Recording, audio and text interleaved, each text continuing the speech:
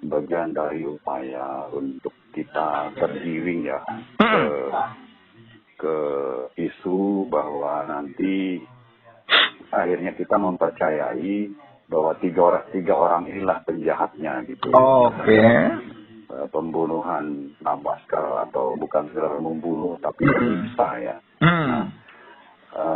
Tapi yang lebih penting sebetulnya bahwa yang dilakukan atau dikatakan polisi ada 3 orang yang menjadi terduga pelaku terduga ya, itu bagian dari proses lanjutan dari proses hukum lanjutan dari rekomendasi Komnas HAM. Nah, artinya ini adalah proses hukum sesat.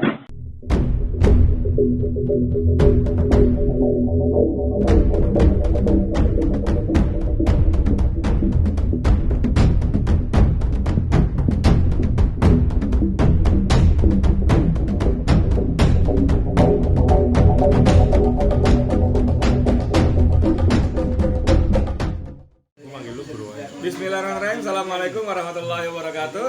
Saudara, dengan saya lagi Edi Mulyadi. Di sebelah saya masih teman saya, pengamat politik Gede Sriana. Assalamualaikum warahmatullahi wabarakatuh. Ya, kita ikuti Twitter dia, tajam dan pernah tentu saja. Ini Gede saya ajak ngomong masih soal tewasnya terduga, istilahnya terduga belum tersangka, polisi terduga pembunuh 6 laskar, ya kan? Kita bilang begitu. Hari ini kita baca berita bla bla bla bla bla. Tadi pagi saya sudah wawancara dengan koordinator TP3 Bang Abdullah Hermahua. Tapi sore ini 4 jam yang lalu saya baca berita itu ternyata polisi yang tewas kecelakaan itu tewasnya udah lama, Bos. Tewasnya tanggal 3 Maret itu kecelakaan tunggal. Ini menurut keterangan Kepala Biro Penerangan Masyarakat Brigjen Rusdi ya. 3 Januari. Tanggal 3 Januari tabrakan, tanggal 4 meninggal. Nah, ini ada beberapa kronologis peristiwa yang agak membingungkan juga dibuat kita nih, masa begitu sih gitu ya. Nanti saya coba hubungi juru bicara TP3 Bang Marwan Batubara. Walaupun tadi sebetulnya Bang Marwan udah malas ngomong soal gini, tapi nggak apa-apa lah. Buat penonton pakai di channel kan boleh juga kan. Gede, gimana? Anda punya komentar, respon terhadap urutan peristiwa yang seperti ini? Maksud saya begini, ini kan meninggal tanggal 3 Januari. Ya. Tabrakan 3 Januari, 4 Februari meninggal. Ya. Kenapa tanggal 26 Maret sudah 2 bulan, hampir 3 bulan, itu polisi baru mengumumkan. Itu pun awalnya tidak disebut siapa. Sehingga orang berpikir orang meninggal ini adalah satu dari antara 3 polisi terduga. Nah, ternyata orang lain lagi. Ini gimana ceritanya kok bisa mesti mengumumkan orang meninggal kok lama sekali, karena terkait dengan peristiwa terbunuhnya 6 laskar ini. Gimana, Gede? Ya, gini. Jadi kalau kita ikutin kronologis ya, nah itu akan semakin nyata ada kejanggalan-kejanggalan ya. Kejanggalannya karena tidak bisa karena baru diungkap tanggal 26 Maret ini ya. Nah, jadi kalau kita lihat kita anggap aja patokan awalnya adalah laporan dan hasil rekomendasi dari Komnas HAM. Ya. Itu kalau nggak salah, kalau kita lihat lagi itu sekitar tanggal tanggal 8 Januari. 8 Januari adalah saat Komnas HAM mengumumkan press conference hasil temuannya ya. Ya, 8 Januari. Kemudian tanggal 4 Maret itu saya baca masih ada berita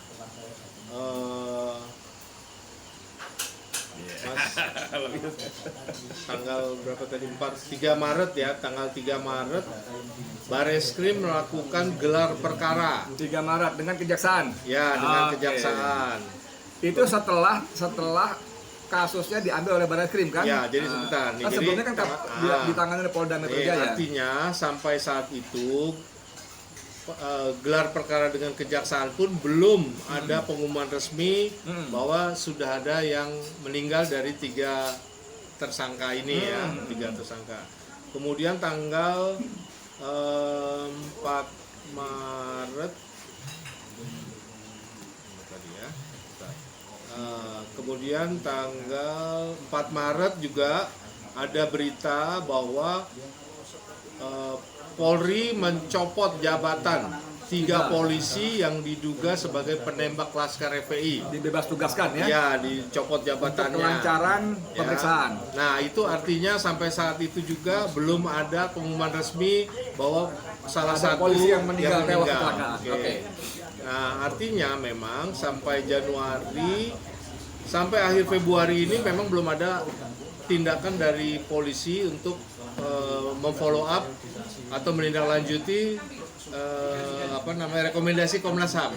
Oke. Baru kemudian setelah pelantikan Kapolri Ya. 27 Januari dan Kabar Reskrim 24 Februari, Ya. saya melihat di awal Maret lah baru ada tindak lanjut ini, ya melakukan gelar perkara dengan kejaksaan. Iya, iya. Nah, Tanggal 2 Maret tepatnya ya? ya, Oke. jadi di sini begitu saya juga tadi membaca berita bahwa meninggalnya tanggal berapa tadi? Tanggal 3 Januari, tanggal 3 Januari, 4 Januari atau 4 Januari ini, sedangkan polisi Pengumumannya sudah baru hari ini. melakukan ini artinya sudah melakukan gelar perkara di Januari. Sudah memeriksa 3 Ya. petugas tanggal 19 Maret. Ya, kemudian yang saya heran juga Komnas HAM.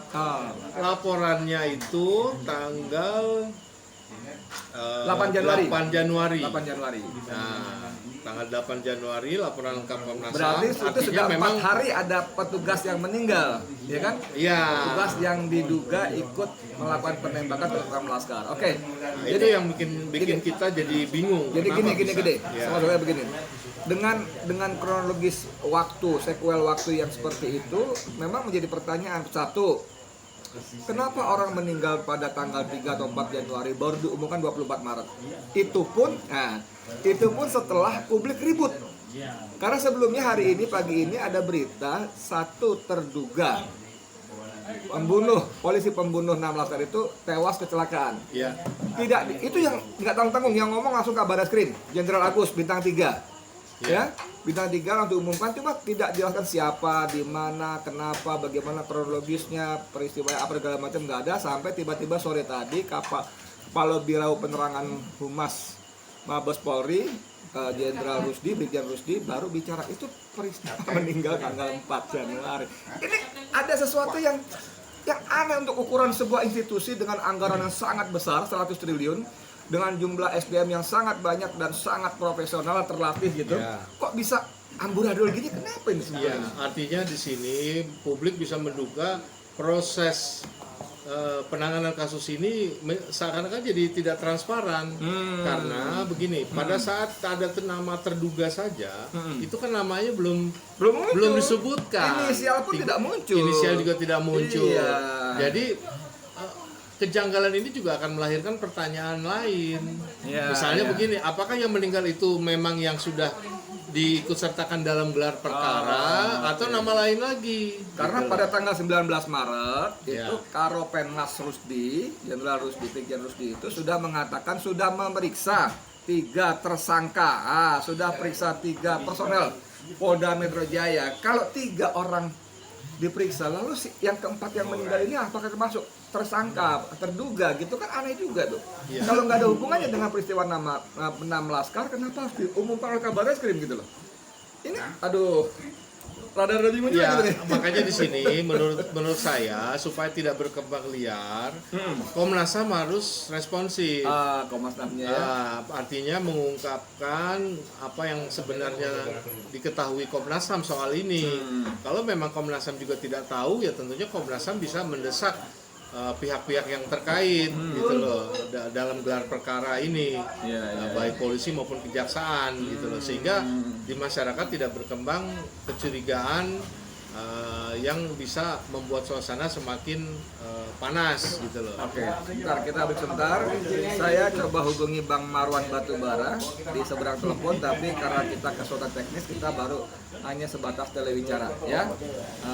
Ini dengan Bang Marwan Batubara. Oke, saudara sekalian, di ujung telepon sudah ada Bang Marwan Batubara.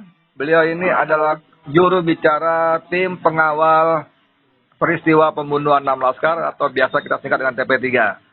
Nah, Bang Marwan, tadi saya sudah ngobrol dengan pengamat politik Gede Siryana.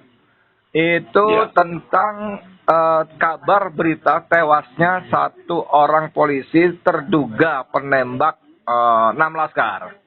Hari ini kita heboh, lalu orang mencoba mengait-ngaitkan dengan peristiwa Mubahalah. Karena orang menduga ini adalah satu dari 3 yang disebut-sebut kemarin.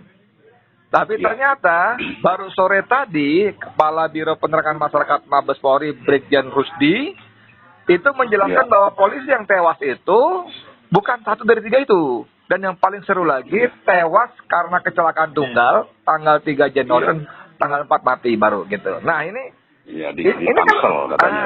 Di Tangsel betul. Ini kan ada cerita-cerita yang agak aneh. Kalau orang mati bulan Januari, kenapa baru Maret diumumkan? Yang kedua, kenapa baru Maret itu yang mengumumkan langsung Kepala Bareskrim? Waduh, pejabat polisi bintang 3. Ini apa sesungguhnya yang terjadi, Bang Marwan?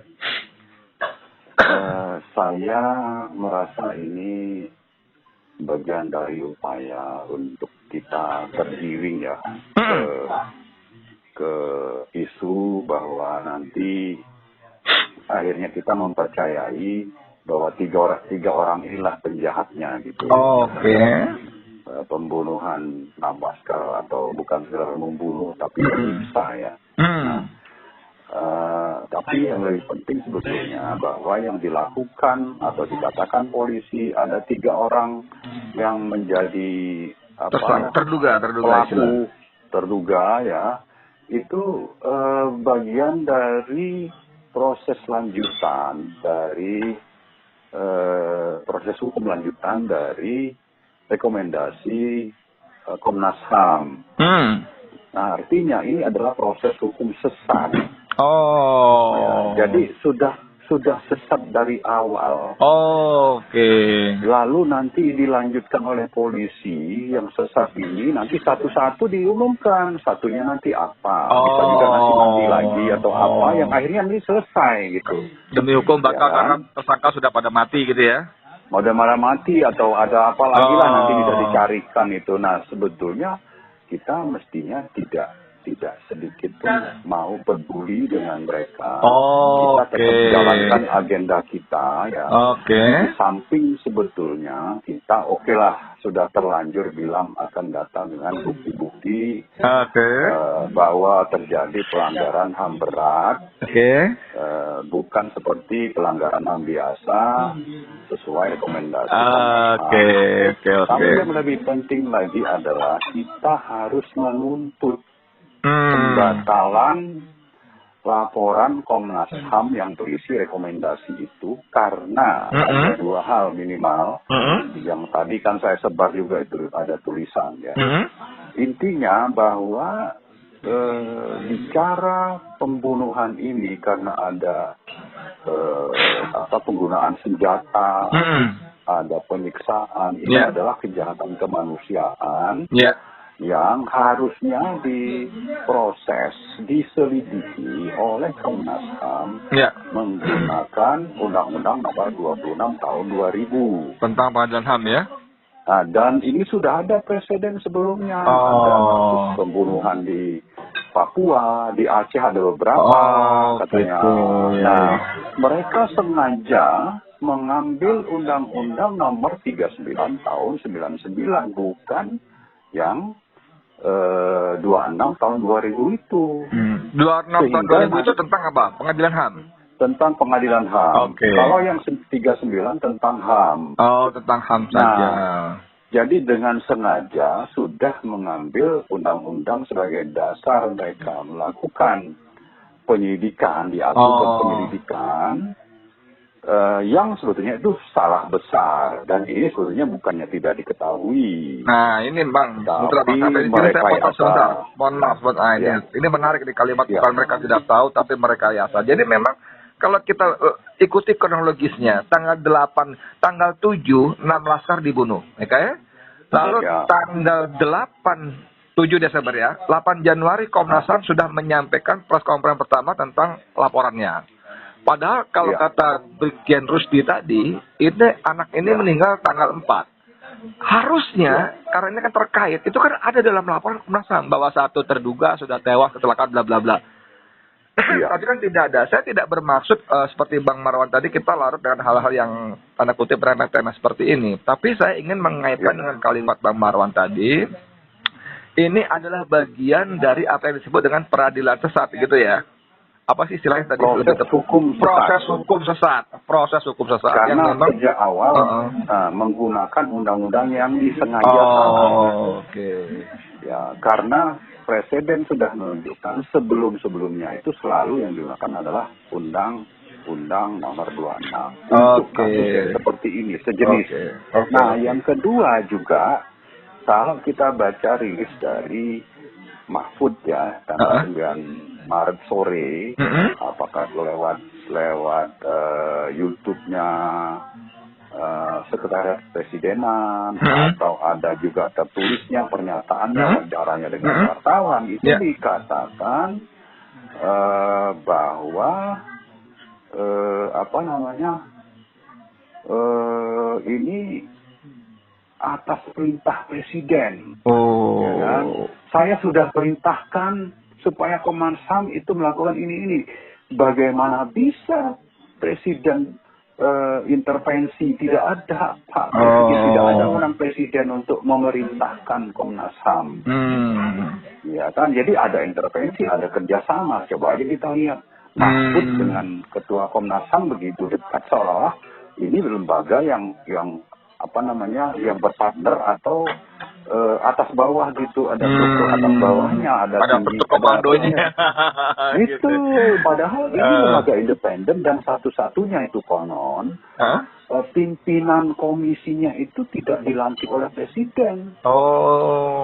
Gitu. Kalau KPK katanya atau Komisi Kepolisian atau Komisi Kejaksaan dan sebagainya itu Presiden. Kalau ini enggak, ini independen. Nah, kalau gitu dalam konteks ini kita perhatian kita tujukan Komnas HAM terkait dengan tuntutan TP3 tadi agar Komnas HAM mencabut laporannya karena sumir dan sebagainya tadi ya.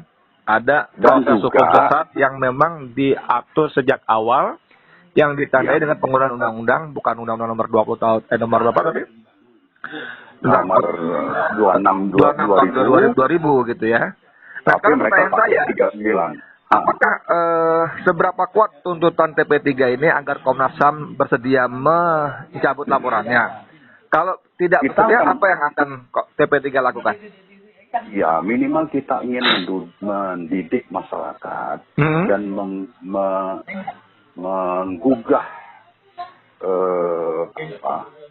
menggugah sikap atau hati nurani dari para akademisi pada para orang-orang terdidik, guru besar dan sebagainya di sisi hukum, termasuk juga orang-orang di partai, bahwa Komnas HAM kalau menyangkut penyelidikan maka itu harus menggunakan Undang-Undang Nomor 26. Oke. Nah, kalau yang ada sekarang itu namanya pemantauan. Oke. Sementara kalau untuk dilanjutkan ke proses penyidikan dan proses hukum lanjutannya, setelah penyidikan ada penyidikan, lalu ada nanti proses persidangan dan sebagainya. Itu harus ada penyelidikannya, sementara melalui 39 Undang-Undang 39 tahun 99 itu yang sekarang dilakukan oleh Komnas HAM dan direkomendasikan kepada pemerintah itu adalah pemantauan judulnya. Itu bukan kalau pemantauan belum ada penyelidikan. Tugas Komnas HAM sebetulnya, karena tidak untuk itu Komnas HAM dibentuk ya. Betul. Nah juga kalau dia mau melakukan pemantauan, dia harus dapat izin dari pengadilan. Itu yang saya tulis tadi, ada di pasal 89 Undang-Undang nomor 39. Jadi meskipun dia sudah pakai Undang-Undang nomor 39, dalam prakteknya juga dia menyimpang. Sudah pakai Undang-Undang yang salah, lalu ketentuan di dalam Undang-Undang itu sendiri dia simpangkan ya. Jadi gini Pak Edi, ceritanya bahwa kalau dia ingin melakukan pemantauan, maka dia harus dapat izin dulu dari pengadilan. Apakah itu pengadilan negeri Jakarta Pusat atau Jakarta Selatan. Tapi itu disebutkan di dalam pasal 89 ayat 3 huruf GH di Undang-Undang nomor 39 tadi. Jadi sudahlah ada pakai undang-undang yang bermasalah. Lalu itu di dalam ketentuan undang-undang menyimpang pula. Jadi kalau tidak ada izin dari atau minta approval dari pengadilan, dia tidak berhak melakukan pemantauan itu. Karena itu dia yang dilaporkan atau rekomendasikan itu tidak valid. Itu sebabnya PP3 harus menggugat ini ke pengadilan supaya itu dicabut, dibatalkan. Oke, pengadilan mana yang diajukan nanti? Untuk gugatan kita harap nanti bisa ke pengadilan Jakarta Pusat, Pak. Oke. Pengadilan biasa berarti ya? Apa nyebutnya? Pengadilan biasa ya? Oke, di luar jalur penempuh jalur hukum tadi Bang Marwan mengatakan bahwa semua akademisi, semua partai segala macam orang-orang yang punya nurani harus ikut bunyi soal seperti ini ya. Karena kalau nggak bunyi sama aja mendiamkan kezaliman berlangsung ya. Betul. Jadi kita kan di samping untuk mendidik publik, juga untuk menggugah yang masih punya hati nurani. Janganlah negara ini yang disebut sebagai negara hukum disebutkan juga di pasal 1 Undang-Undang Dasar, tapi dalam prakteknya yang dipakai itu hukum rimba gitu. Ini kan sangat bermasalah. Ya kan? Ada negara hukum melakukan negara. Total 3 aku. Sebut nama kami. Oh iya. Oke. Mengatur negara hukum.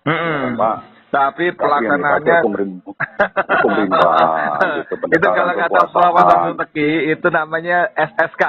Suka-suka kami. Iya. Baik, Pak Marwan, terima kasih banyak atas informasinya. Dan kita berdoa berharap semoga kebenaran dan keadilan segera terungkap dengan tegak. Ya, terima kasih banyak ya kalau gitu ya. Sama-sama. Bung, tadi kita udah ikuti Bang Marwan, penjelasannya tadi seperti beliau bilang, dia sebetulnya malas ngomong-ngomong begini karena buat dia nggak terlalu penting siapa meninggal, kapan meninggal kan. Tapi buat dia yang penting adalah bahwa yang penting Komnas HAM 1 mencabut laporannya yang diberikan pada istana yang dianggapnya sungguh sangat tidak memadai. Nah, Anda mau komentar apa nih terkait soal ini? Ya, saya pikir kan memang biar bagaimanapun juga saya melihat bahwa Komnas HAM memang ada batas-batas ya yang tidak bisa terlalu leluasa, tapi tetap saya menghargai, mengapresiasi apa yang sudah menjadi laporan Komnas HAM. Nah, hanya memang yang paling penting di sini adalah transparansi mengungkapkan kasus ini.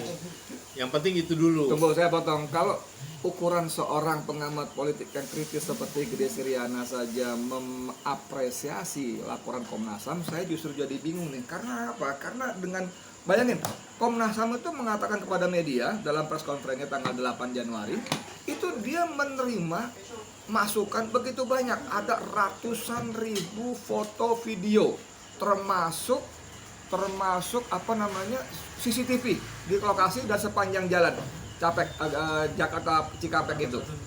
Begitu banyaknya, tapi masa dia tidak bisa menjelaskan mobil Range Cruiser milik siapa pengendaranya, siapa perwira yang turun memberikan perintah ini itu, yang kemudian majalah Tempo menyebutkan si perwira bermuka klimis itu mengajak tim untuk salam seperti pemain voli, hore gitu atau apa gitu. Bahkan yang paling menyedihkan lagi, Komnas HAM tidak bisa menyebutkan nomor polisi yang tidak teridentifikasi. Masa untuk kerja seperti itu Gede mengapresiasi, gimana ceritanya? Artinya gini, saya mengapresiasi bukan dalam artian itu sebagai suatu yang memenuhi semua harapan dari publik. Okay. Tapi ada sedikit keberanian bahwa memang terjadi unlawful killing di sini. Itu yang penting statement awalnya. Bahwa nanti ceritanya seperti apa, siapa saja pihak-pihak yang terlibat.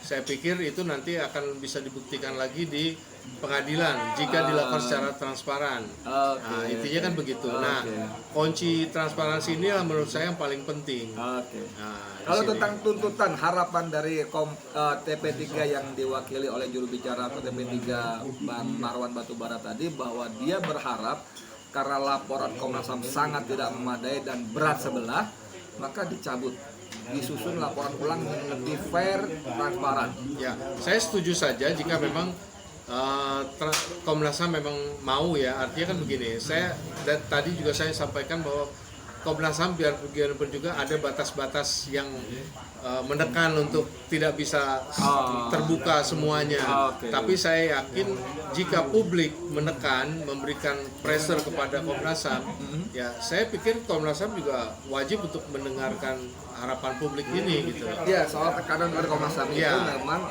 pada press conference pertama dalam selebar keterangan resminya itu Komnas HAM menyebut bahwa personel tim pencari fakta itu mendapat ancaman secara individual dan mengalami doxing.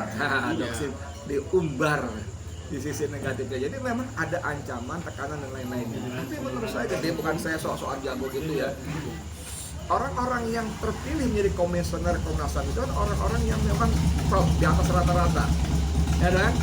Punya integritas, punya integritas dan punya keberanian. Wah, ini paling penting.